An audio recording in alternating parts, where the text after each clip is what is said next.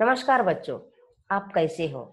मैं महेश्वरी ठाकुर आशा करती हूँ कि सब सुरक्षित होंगे और सुरक्षा के नियमों का पालन कर रहे होंगे। तो चलिए, आप सभी का हिंदी के 10वीं कक्षा में स्वागत है। कविता पाठ में जाने से पहले थोड़ा सा हिंदी साहित्य की जानकारी प्राप्त करेंगे। बच्चों, हिंदी साहित्य को 3 कालों में विभाजित किया गया है। एक है आदिकाल, इसे वीर गाथा काल भी कहते हैं। इसका समय था 1050 से 1375 तक। दूसरा है मध्यकाल, इसका समय था 1375 से लेकर 1900 तक। बच्चों, मध्यकाल को 2 भागों में विभाजित किया गया है। एक है भक्ति काल, दूसरा है वीर गाथा काल। भक्ति काल को भी 2 भागों में विभाजित किया गया है। एक है सगुन भक्ति, दूसरी है निर्गुण भक्ति। शगुन भक्ति के कवि है तुलसीदास, सूरदास, कवयित्री मीराबाई। शगुन भक्ति में भगवान की मूर्ति की पूजा करते हैं। निर्गुण भक्ति निर्गुण भक्ति के कवि है रहीम, रायदास, कबीरदास। निर्गुण भक्ति में भगवान की मूर्ति की पूजा नहीं करते हैं। बच्चों, आज हमारा पाठ है कबीरदास कबीरदास के साखियां। आज हम पढ़ाने जा रहे हैं। बच्चों, तीसरा काल है आधुनिक काल। इसका समय 1900 से अब तक है। इसके लेखक है हरिवंश राय बच्चन, सुमित्रा नंदन पंत, मैथिली शरण गुप्त। बच्चों, अभी हम पाठ में जाने से पहले कबीर का परिचय जानेंगे। संत कबीरदास कबीरदास का जन्म 1398 में हुआ है और मृत्यु 1518 में हुई है। वे धर्म के आडंबरों पर विश्वास नहीं रखते थे। शास्त्रीय ज्ञान की अपेक्षा अनुभव ज्ञान को अधिक महत्व देते थे। वे मानते थे कि ईश्वर एक है, वहां निर्विकार है। इनकी भाषा पूर्वी जनपद की भाषा थी। उन्होंने जन चेतना और अनुभवों को अपने साक्ष्यों के माध्यम से जन जन तक पहुंचाया है। बच्चों, अभी चले पाठ प्रवेश। साखी साखी शब्द का अर्थ है साक्षी, जिसका अर्थ होता है प्रत्यक्ष ज्ञान। यहाँ प्रत्यक्ष ज्ञान गुरु शिष्यों को प्रदान करता है।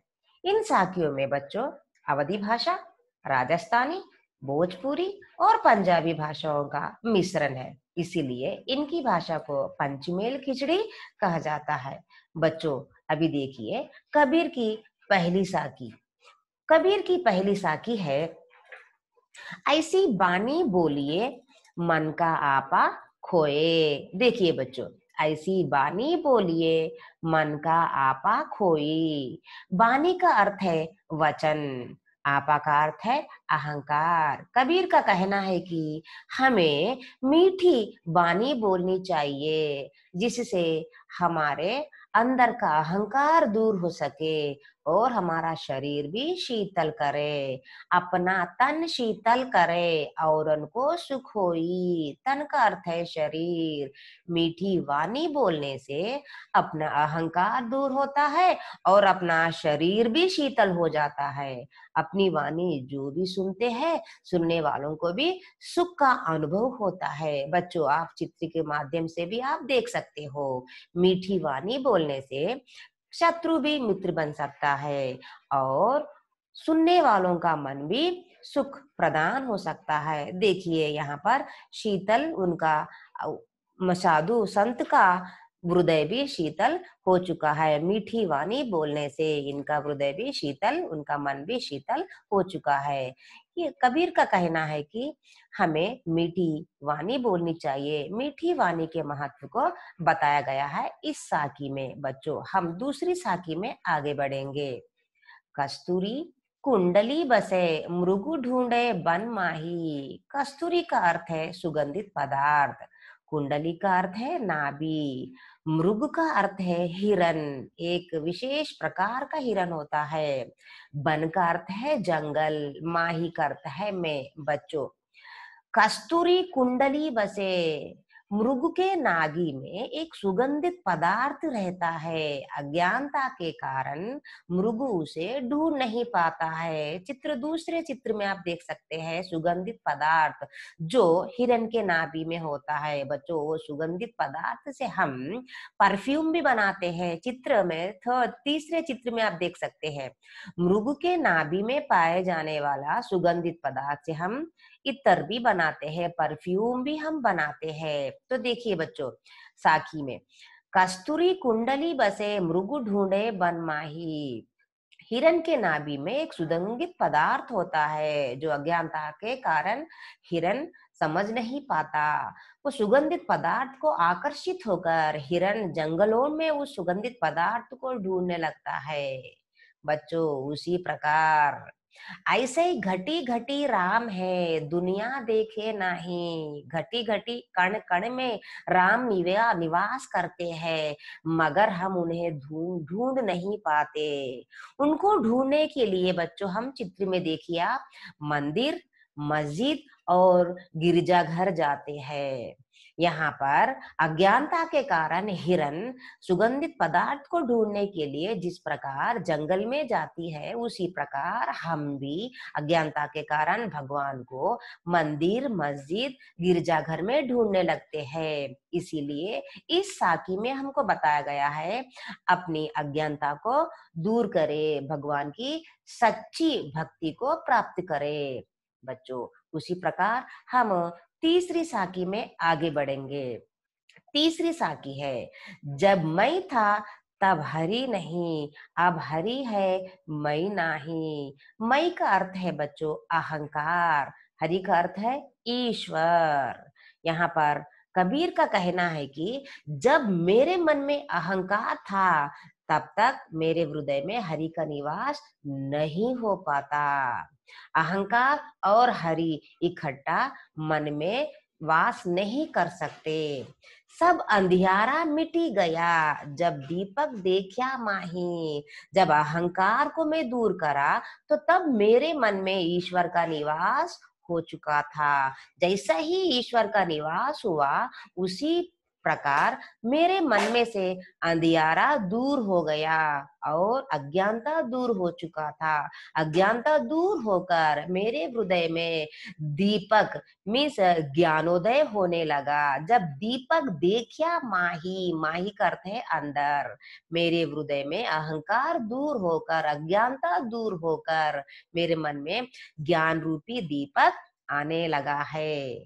बच्चों, उसी प्रकार हम चौथी दोहे में आगे बढ़ेंगे। यहाँ पर चित्र के माध्यम से भी आप एक बार देख सकते हैं। देखिए, तब तक पहले चित्र में आप देखिए अहंकार रूपी, यहाँ पर एक मनुष्य को बताया गया है, अहंकारी को। जब तक आपके हृदय में अहंकार है, दूसरे चित्र में भगवान, सो आपके हृदय में भगवान का निवास नहीं होता। अहंकार त्यागने से आपके हृदय में भगवान का निवास होता है। जब भगवान का निवास होता है तब आपका जो अज्ञान रूपी अंधेरा मिटकर दीपक आपके हृदय में जागने लगता है, मीन्स ज्ञानोदय होने लगता है। इस साखी में कबीर का कहना है कि अज्ञानता को मिटाने की बात कही गई है। बच्चों, उसी प्रकार हम चौथे साखी में आगे बढ़ेंगे। चौथी साखी है सुखिया सत संसार है खाए अरु सोए। कबीर का कहना है कि सुखिया, सुखी, सुखिया का अर्थ है सुखी, सत संसार है, खाए मीन्स खाकर, खाकर भोजन कर कर, अरु और सोहे, चित्र के माध्यम से आप देख सकते हैं सभी संसार, खाना खाना और सो जाना, बस यही अपना पूरा जीवन समझते हैं। इसी जीवन को सत्य मानकर खुशी खुशी अपना जीवन आगे बढ़ाते हैं। दुखिया दास कबीर है जागे अरु रोए। दुखिया मीन्स दुखी, दास, ईश्वर का भक्त, यहाँ पर कबीर दास बहुत दुखी है क्योंकि वे ईश्वर के भक्त है। इस प्रकार के लोगों को देखकर, किस प्रकार के लोगों को, जो लोग खाकर और सोते हैं, इसी को अपना सत्य मानते हैं, इस प्रकार के लोगों को देखकर कबीर बहुत ही दुखी है, उनके बारे में सोचते हैं, उनको सच्चा ज्ञान प्रदान करने के लिए हर हमेशा जागते रहते हैं, उनके बारे में ही सोचते हैं। बच्चों, अभी हम 5वीं साखी में आगे बढ़ेंगे। 5वीं साखी है, विरहा भुवंगम तन बसे, मंत्र न लागे कोई, राम वियोगी ना जीवे, जीवे तो बौरा होई। विरह मीन्स वियोग, भुवंगम सांप, तन शरीर, बसे रहता, मंत्र उपाय। बच्चों, यहाँ पर हम भगवान से बिछड़कर, बिछड़ना, वियोग रहना, जिस प्रकार वियोग होता है हमारे मन में, वो वियोग के बारे में यहाँ पर बताया। किस प्रकार का वियोग, यानी सांप हमारे शरीर में बस गया हो, उस प्रकार का वियोग में हम भगवान के वियोग में है हम लोग। वो सांप रूपी वियोग को हम हटाने पर भी वे हमसे नहीं हट पा रहा है, उसके लिए मंत्र तंत्र नहीं है। मंत्र मीन्स उपाय, कोई उपाय ही नहीं है।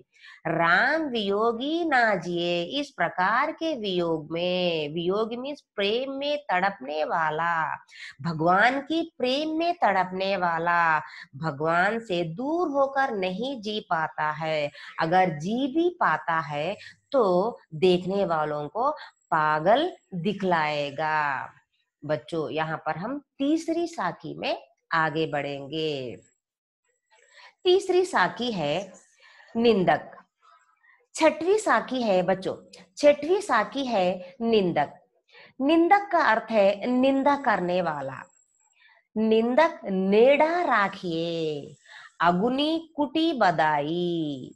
निंदक का अर्थ है निंदा करने वाला, नेड़ा पास, राखिए अगुनी, अगुनी का अर्थ है आंगन में, कुटी बदाई, कुटिया बनवाकर। कबीर का कहना है कि 6वीं साखी में निंदक को अपने पास ही रखना चाहिए, चाहे तो अपने आंगन में उसके लिए एक कुटिया बनवा कर रखनी चाहिए, क्योंकि निंदक हमारे बुराइयों को हमें बताते रहता है, तो हम वो बुराइयों को दूर कर कर हमें अपना ज्ञानोदय हम कर पाते हैं। जिस प्रकार बिन साबुन पानी बिन निर्मल करे सुबाई, बिन बिना साबुन, साबुन सोप, पानी बिना निर्मल, निर्मल करते है पवित्र, करे सुबाई, सुबाई करते है मन। दूसरे देखिए बच्चों, यहाँ पर पहले चित्र में निंदक किस प्रकार उंगली बताकर हमारे निंदा, जो हम लोग जो बुराई करते हैं, वो बुराइयों को वे उंगली बताकर कि ये आपकी बुराई है, आप अपनी बुराइयों को दूर कर सकते। हमेशा अगर निंदक को हम अपने पास रखने से हमारी रोज रोज होने वाली बुराइयों को वे अपने अपने को अवगत कराता है। हम लोग अपने बुराइयों को दूर कर कर पाते हैं। जिस प्रकार उदाहरण दूसरे चित्र में देखिए, हम यहाँ पर वस्त्र को धोने के लिए साबुन और पानी की आवश्यकता है। बिना साबुन बिना पानी के हम अपने बुराइयों को, अपने मन को निर्मल कर पाते हैं। किस प्रकार, अगर हमारे पास निंदक होगा तो हम अपने निंदा को, हमारे बुराइयों को दूर कर पाते हैं। उसी प्रकार बच्चों 7वीं साखी में हम आगे बढ़ेंगे। पोथी, पोथी का अर्थ है धार्मिक पुस्तक। पड़ी पड़ी, जग मुआ, जग का अर्थ है संसार, मुआ का अर्थ है मर गया। पंडित ज्ञानी, बया हुआ ना कोई। यहाँ पर कबीर कहना चाहते हैं कि पोती धार्मिक पुस्तकें पढ़ पढ़कर एक दिन पूरा संसार मर गया है, मगर सच्चा ज्ञानी कोई भी नहीं हुआ है। इसीलिए एक ही अक्षर क्यों ना हो, एक ही अशीर, पीऊ का पढ़े सुपंडित होई, एक ही अक्षर क्यों ना हो। पीयू ईश्वर का पढ़े वहां पंडित होता है। यहाँ पर धार्मिक पुस्तकों की अपेक्षा भगवान का नाम स्मरण करने का कहा गया है। भगवान का प्रेम रूपी एक अक्षर भगवान का अगर हम पढ़े वहां पर पंडित हो सकता है, उसी इंसान पंडित होता है बोलकर यहाँ पर चित्र में भी आप देख सकते हो बच्चों। यहाँ पर पुस्तकें, धार्मिक पुस्तकें रखी गई है। धार्मिक पुस्तकें रखने से कोई ज्ञानी नहीं हो सकता है। दूसरे चित्र में देखिए, यहाँ पर बुद्धा भगवान से प्रेम, भगवान का प्रेम रूपी अक्षर ईश्वर का नाम जपने से, भगवान का नाम लेने से वे पंडित हुआ है। आज हम बुद्धा को कई लोग याद करते हैं। इसी प्रकार हमें भी भगवान का नाम लेनी चाहिए। बच्चों अभी हम 8वीं साखी में आगे बढ़ेंगे। 8वीं साखी एक बार देखिए बच्चों। हम घर जालिया आपनो लिया मुराड़ा हाथी। कबीर का कहना है कि मैंने घर जालिया, जालिया का अर्थ है जलाया, आपना लिया मुराड़ा, मुराड़ा का अर्थ है जलती हुई लकड़ी, हाथी हाथ। कबीर कहते हैं कि मैं अपने हाथों में, चित्र में देखिए एक बार, जलती हुई लकड़ी, मुराड़ा कहते हैं इसे, जलती हुई लकड़ी। कबीर कहते हैं कि मैं अपने हाथों से जलती हुई लकड़ी लेकर अपना ही घर जला दिया। अपना ही घर मीन्स अज्ञान रूपी घर, अज्ञान रूपी हृदय को दूर कर डाला हूं मैं। अब घर जालिया तास का, जे चले हमारे साथ ही। कबीर कहते हैं कि जले जलाऊ, तास का उसका, जे जो चले हमारे साथी। कबीर कहते हैं कि मैं अपने ही हाथों मुराड़ा लेकर अपने ही अज्ञान रूपी घर को, हृदय को जला दिया है। ज्ञानोदय आया है मुझे अभी। अगर चाहे तो मेरे साथ जो भी अपने अज्ञान को दूर करना चाहते हो, मैं आपके घर को भी जला दूंगा, आपके अज्ञान को भी मैं दूर कर डालूंगा। देखिए दूसरे चित्र में देख सकते हैं आप लोग, साधु महात्मा अपने अज्ञान को दूर कर कर अपने शिष्यों को भी अज्ञान, अपने शिष्यों के अज्ञान को भी दूर कर कर उनके हृदय में ज्ञान की दीपक जला रहे हैं। बच्चों शायद आपको 8 साखियां आपको समझ में आई होगी। एक बार बच्चों इस साखियों को हम पुनरावृत्ति करेंगे। देखिए बच्चों इस साखियों की पुनरावृत्ति। पहली साखी है, अपने अहंकार को त्याग कर हमें मधुर भाषा का प्रयोग करना चाहिए। अर्थात अहंकार रहित भाषा का प्रयोग करना चाहिए, जिसमें सुनने वाले के मन में क्रोध और घृणा के भाव नष्ट हो जाते हैं और हमारा मन भी शांत रहता है। वाणी की मधुरता सुख की भावना प्रदान करती है तथा स्नेह की भावना बढ़ाती है। बच्चों उसी प्रकार देखिए दूसरी साखी में, दूसरी साखी की पुनरावृत्ति भी आप सुन सकते हैं। अज्ञानतावश हिरन जिस प्रकार कस्तूरी नामक सुगंधित पदार्थ के प्रति आकर्षित होकर उसे वन में खोजता है, उसे ज्ञान मीन्स पता नहीं होता कि कस्तूरी उसकी नाभि में स्थित है, होती है। उसी प्रकार मनुष्य भी अज्ञानता के कण कण में स्थित परमात्मा से अनजान है, वहां उन्हें बाहरी दुनिया में खोजता है। इसका अर्थ यहाँ है कि मनुष्य कण कण में रहने वाले परमात्मा के प्रति ध्यान न देकर उन्हें मंदिर, मस्जिद, गिरजाघर तथा अन्य तीर्थ स्थानों में खोजता फिरता है, जबकि ईश्वर हमारे हृदय में विराजमान है, संसार के प्रत्येक कण में है। बच्चों उसी प्रकार अब हम तीसरी साखी की पुनरावृत्ति देखेंगे। तीसरी साखी देखिए, कवि कहते हैं कि जब मनुष्य में अहंकार होता है तब उसमें ईश्वर का वास नहीं होता। जब मनुष्य अहंकार से मुक्त हो जाता है तब उसमें परमात्मा का वास होता है। जब इस अहंकार से भरे होते हैं तब हम भक्ति भावना के प्रति अंधे हो जाते हैं। जब ज्ञान रूपी दीपक का प्रकाश हमारे मन में फैलता है तब अज्ञान रूपी अंधकार मिट जाता है। बच्चों, शायद आपको तीसरी साकी भी पुनरावृत्ति के द्वारा अच्छे से समझ में आ गई होगी। उसी प्रकार चौथी साकी की पुनरावृत्ति देखेंगे। कबीर कहते हैं चौथी साकी में, इस संसार के लोग खाने और सोने अर्थात दैनिक कार्यों में व्यस्त रहते हैं तथा सांसारिक सुखों को ही सत्य मानते हैं और खुश रहते हैं। परंतु कबीर संसार को विषय वासनाओं में लीन होते देख तथा भक्ति मार्ग से विमुख होता देख दुखी है। संसार का कल्याण चाहते हैं कबीर। यहाँ जागना ज्ञान का प्रतीक है और सोना अज्ञान का प्रतीक। जागना अर्थात सत्य का ज्ञान होना, ईश्वर की प्राप्ति करना। वहीं सोना सांसारिक सुखों में लीन रहना, सत्य से अनजान रहना। बच्चों, पांचवी साकी का पुनरावृत्ति एक बार देखिए।